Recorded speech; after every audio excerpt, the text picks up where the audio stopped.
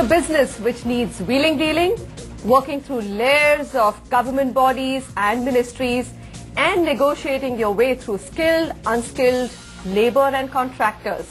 It's also not very transparent. You will wonder, how will a woman thrive and strive in a business such as this? But Kruti Jain, Director at Kumar Urban Development, has managed to do it, and very successfully.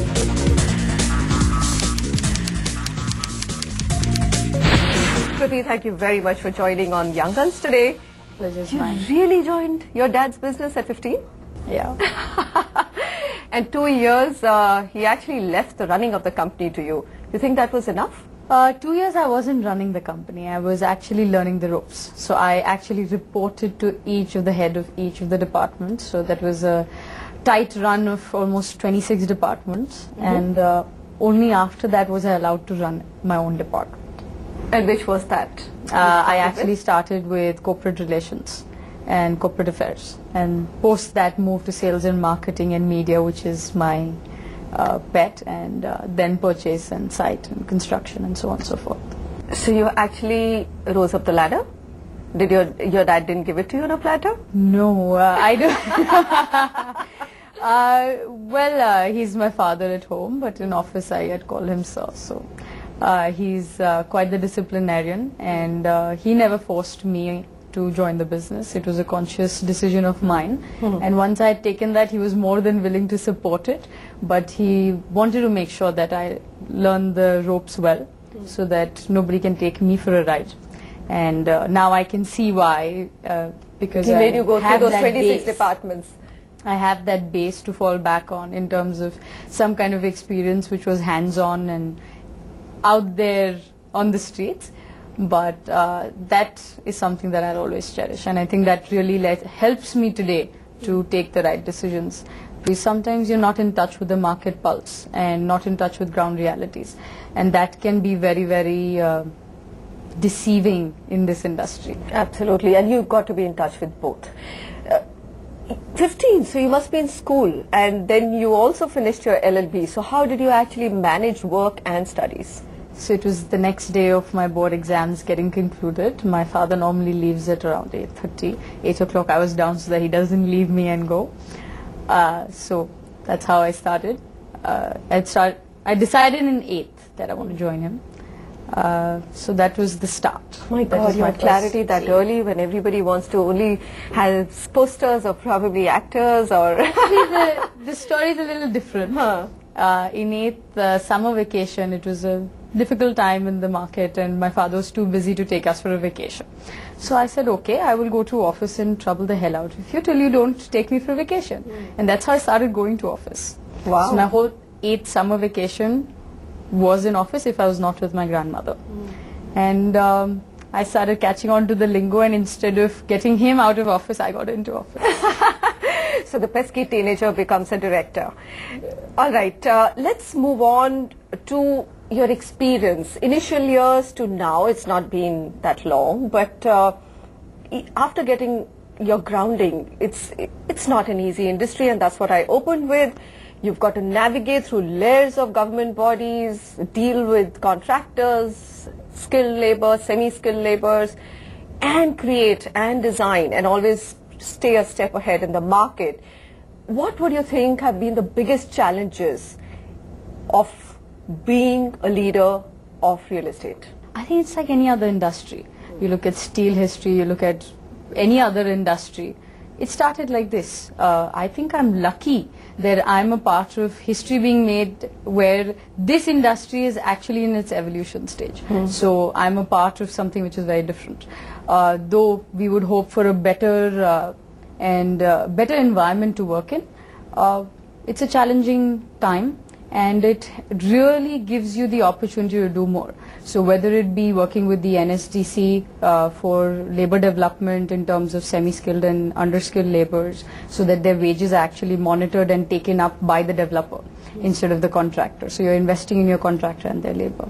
That's an opportunity that this market has given me. An evolved market would not have given me, or the need would not have been there. Right. And I don't think I would be as grounded entrepreneur if I didn't go through that. So it's challenging. It's something that... So what is, okay, what's the most frustrating thing? I can probably even tell you even before you, it's bureaucracy and approvals? Yes. That is the toughest challenge. See, approvals by the book is one issue, but because the hierarchy itself is not decisive, you'll have issues like 300 developers in Pune crying about the fact that they can't get completion certificates for projects which are 10 slab and above because the rules have changed and it's a retrospective rule. That's just thoughtlessness. And you cannot expect those people to pull those buildings down. And just because the commissioners changed, it does not mean that those people have done something wrong and the industry should be called the black sheep for that. So that's the frustrating part. It's not about the fact that the evolution needs to happen faster. Of course it needs to happen faster. There are precedents in India. Chandigarh town planning is immaculate. I mean, I would expect that for Mumbai and Pune. But it might not be practical because of the kind of population that has already grown here and the kind of growth that the cities need. That does not give them an excuse to be change the laws in the middle of the game. No, it's just laxity. It's about the fact that you don't want to hear the industry and do what you want. So before changing these laws, you can always call for a meeting, you can always call for inputs, and CREDAI is there in every city, in every state, and can represent something which is a win-win or a very fair picture of ground realities. But some people would want to do it their way, and that becomes tanashahi, and that's not fair. And that's the frustrating part of an industry. Negotiating, even though we may not accept it on camera, but it is an industry which still needs a lot of wheeling, dealing. Women in general have this inherent hesitancy to get into something which is not black and white. Areas of grey do make them a little bit more worried. Men are able to, at least that's the general perception, able to navigate that system a little better. Would you agree or disagree? Well, you have a woman on the top of the bureaucracy also. So I don't think that is the case. But yes, as a young entrepreneur, lady, guy, doesn't matter, I would want everything black and white. And I pretty much feel the victim of the situation as rest of my developer colleagues than a beneficiary of the system that it's not black and white. Because at the end of the day, you're accessible to your consumers, you're accessible to your stakeholders, and you want to be able to answer them. You don't want to just run away from a difficult question. And that's the spot where you feel, is this industry the right one? But I've now seen scams in every industry, so I don't think it's something that only real estate can be blamed for. It's a challenge only. And everybody is growing, everybody is relearning the ropes or unlearning what they had learned, and this industry needs to do it too. And we've taken on the mantle and we've said that yes, now we'll make sure that our industry is transparent and we'll demand the black and white. So the process has started and hopefully we'll see results in my generation. Where would you like to take the company over the next 10 years? In the next 10 years, we'll definitely make certain milestone structures that will define the skyline of this country.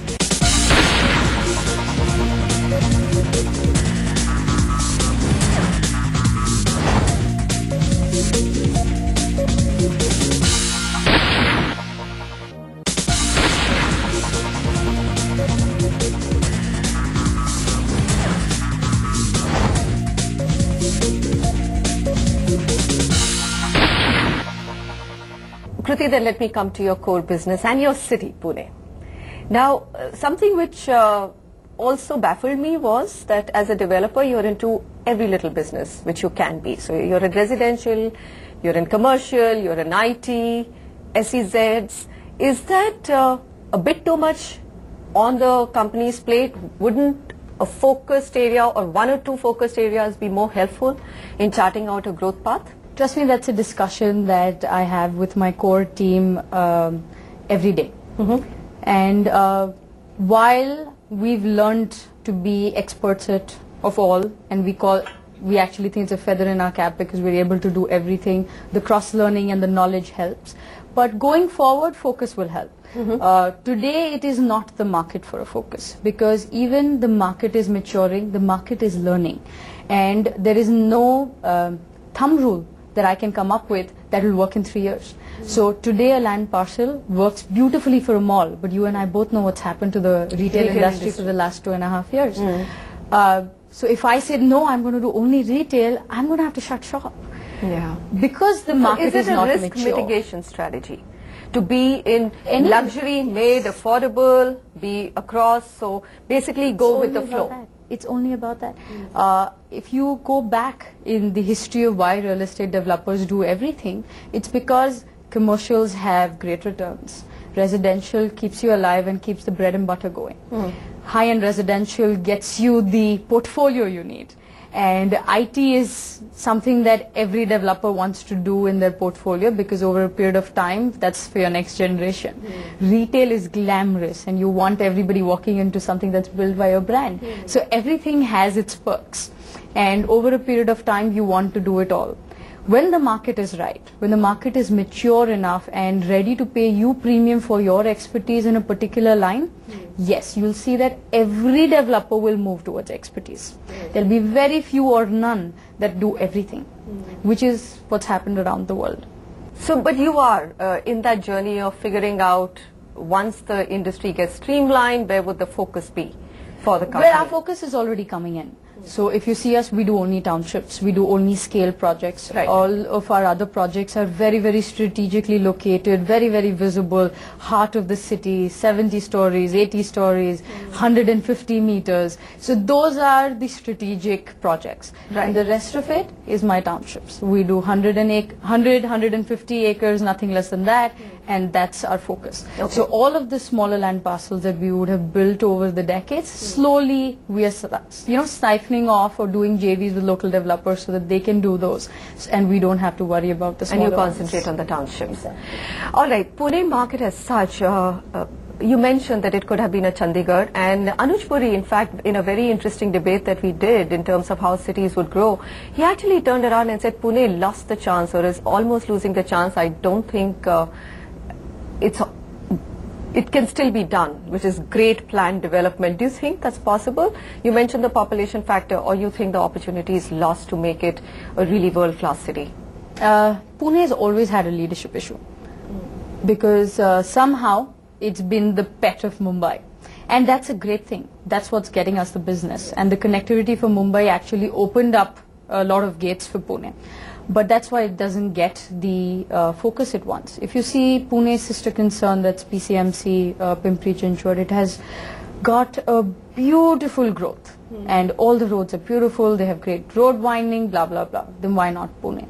Because Pune was out there and Pune wanted to grow faster, they ignored certain infrastructure needs. Can Pune come out of this setback? Absolutely, yes. What can Pune offer that no other cities can? Even now, our riverbeds are green. And the roadside development that we can give is something that no other city might be able to offer. It might be one of the most beautiful cities to walk into, could be 5 to 10 years down the line. But for that, we need political will, and we will ensure that we keep lobbying and making sure that it happens. Even today, in Pune, from one end to another, you can reach in 15 to 20 minutes at a non-peak hour traffic. So it's not that bad. Did we miss business opportunities? Yes. I think my biggest low was when I saw business being lost to other cities, or even to Brazil and Vietnam, which was supposed to come to us, or which we intended to bid for. And that was the time when we realized that, okay, it's not only about the projects, it's also about the city, and you have to give it back. Yes, and I think also when you came to this business point, now you see a huge amount of residential growth. You also saw the hotel industry, the number of hotels which came up expecting that business, which didn't materialize. So it's also a question of job creation. Is there now too much supply in the residential, or it's actually, you mentioned the shortage part when we were having a chat earlier, or is it a city which will continue to have a supply deficit when it comes to residential? Let me give you a few numbers, which associates to your previous question also. Infosys, Wipro, largest campuses, not in Bangalore, in Pune. Purely because of the attrition rate and the fact that we are an education hub. Pune is not only IT. or not only one industry. We have manufacturing, we have education, we have hospitality, we have retail, we have IT, and we have other ancillary industries. Only 30% of our GDP is IT. And that means that there's not one thing growing. When it comes to residential demand, Pune market is, in a bad market, 32,000 units per annum. In a great market, 48,000 units per annum. Because that's purely to do with the spending power. If you look at that, what is the delivery against that? Absolutely nothing. Nothing. That's the reason why prices are moving up so fast, Kruti. It was an affordable city 2 years ago. Now it isn't any affordable anymore. I wouldn't say that prices are moving up very fast. I think Pune is one of the cities where developers are incredibly mature.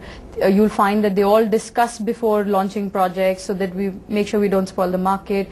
Nobody hikes up prices every month. And the pure reason for that is our cost is up. Our cost is so high, to sustain it we have to make sure that the cycle goes on and we keep achieving those sales. If the sales aren't achieved, many of the developers will be under serious cash crunch. And that's why you see that the prices in Pune are very stable, and that's why there's no correction in Pune. If you announce prices have gone up, Kruti. The of data course, that yes, I look costs at, have gone up. yes. There was a time when I joined the business 8 years back, and I would sell at 1,200 rupees a square foot. And there's nothing now at less than 3 to 4,500. I can't construct a quality building at 1,200 rupees a square foot. I agree with that. And when you, imagine that. In 8 short years, what I would sell at 1,200, I have to sell at 4,500. Imagine what is the inefficiency that an industry like ours carries. We have more than 360 building materials that go into our projects. That means at least 230 industries whose tax inefficiencies, transport inefficiencies, costing inefficiencies we have to carry forward. So our raw material itself is 30% efficient when it comes to pricing. And add to that approval delays and cost of capital. Cost of capital. Approval delay is now given. Okay. We've all accepted it. I will design it today, I will launch it a year hence. So be it. Industry norm. Till it doesn't change, we take it as with a pinch of salt. But the capital cost is huge, and there's nothing that's being done about it. So if any consumer wants to see prices come down, I don't think prices of approval can ever come down, because all the premiums have gone up. Bombay's seen the fungible FSI costs go up. Right. So the 40% of tax that you have to pay on every flat, that's the only thing that can get prices down. So if you don't want to buy it at 4,500 or 3,600, which is probably the average of the market, yes, you would have to make sure that the government passes on something as simple as, if I may give an example, we are either an immovable asset or a movable asset. We can't be both. So we can't pay VAT and stamp duty. We have to pay either or. So that's something that we are fighting for the consumers even today at the Supreme Court level, and we are being penalized for it because we've given possessions and we have to go back to those consumers and say, sorry, the sales tax department says we have to collect it. Yeah. And the maximum number of queries I get in terms of unhappy customers is, am I supposed to pay this VAT? Exactly. They just can't understand it. So while we see no reason they should, while we want to fight it out at our expense for all those consumers out there, we haven't got the result yet. Unfortunately, not even at the Supreme Court level. And for that, yes, can we refund that money? We will get it back from the sales tax department when we get the order. Today we have to pay it. Otherwise the consumer will have to pay the penalty. Now when such things come up, obviously your cost will go up. There is no way that I can carry that inefficiency and live with it. Business at the end of the day is outlay versus gain. And otherwise we're not going to be able to deliver that quality year in, year out. Okay. Talk about quality now. I believe that to unwind and relax from hardcore negotiations, and of course the design work for you. The advertising, the media, the design, the creative part of it. So talk a little bit about that. Why does that make you tick? Because you're also a painter? I think creativity in any business really adds to the end product or the delivery that you can do. While the creative board and the drawing board is something that one loves and I'm very passionate about, it's after the critique that would come from a consumer or a consultant or a person who would appreciate or reject your product is what you're working for. And at the end of it, I love talking to my vendors, I love talking to my clients, because that's what gives me the insight in what is the next aspiration level. What is it that now we need to deliver? And market research is something that we really, really believe in. Though we want to do a lot of R&D in construction and construction technology and materials, it's something that we can't go overboard on, and we are trying to do it at an industry level instead of at an organization level. These things are investing in the future. And I, for one, I'm very, very passionate about it. I am not a planner, but I think I am a visionary, and I like to do better than the last product I delivered. And that's the challenge that keeps me going. All right, just your sports in school, I mean, you were a national level hockey player as well. Did that also give you that grooming that you need for teamwork, to achieve, to have a focus? Must have played an important role, because we in NDTV and I as a mother believe that that's an amazing grounding by itself. Well, touch wood, thank you to my parents. They really allowed the extracurriculars, and I was never nagged about percentage because I was not academically inclined in school. That definitely... For someone who was not academically inclined, you actually do have a law degree. That's why I said in school I wasn't. So that was a stepping stone, and it really helped in building up my confidence level. Elocution, hockey, dance, painting, all of this really helped me get out there, and I think back then I used to enjoy museums more than anything else. So history, painting, sports while growing up, many facets to you, Kruti. End with, of course, you said that you're a visionary, and we can see that. It's quite obvious after this discussion. But where would you like to take the company over the next 10 years? It's a very, very rhetoric question, but I'd still like to know. Well, I think for any real estate company, it's the wow factor that you can deliver in a structure that's going to live beyond you. And the amount of romance I have with my structures is not funny. I absolutely love my buildings. I love concrete. And I think 10 years could be not in the next 3 years for sure, because everything in the pipeline is pretty planned and we know what we're delivering. It's just to make sure that the product's better than the last. In the next 10 years, we'll definitely make certain milestone structures that will define the skyline of this country. And that is the ambition that with which we start, while you also have the other goals of making sure you're a good employer, you make sure that everybody is growing with you. But something beyond, and that's it. And that's it. You make sure that the legacy lives beyond you. Kruti Jain, delighted to have you with us on Young Guns. It's been such an amazing conversation. I think lots of viewers out there are going to be extremely inspired by your story, and I'm wondering why we haven't seen more of you on television. I'm glad to get this exclusive anyhow. That's Kruti Jain. Extremely intelligent, extremely well spoken, clear vision on where she wants to take a company, in love with the industry, structures as she said, history as a passion, and many, many more facets to her. The panache with which she spoke today is of course for all of us to see. I'll see you again next week with another young gun of real estate.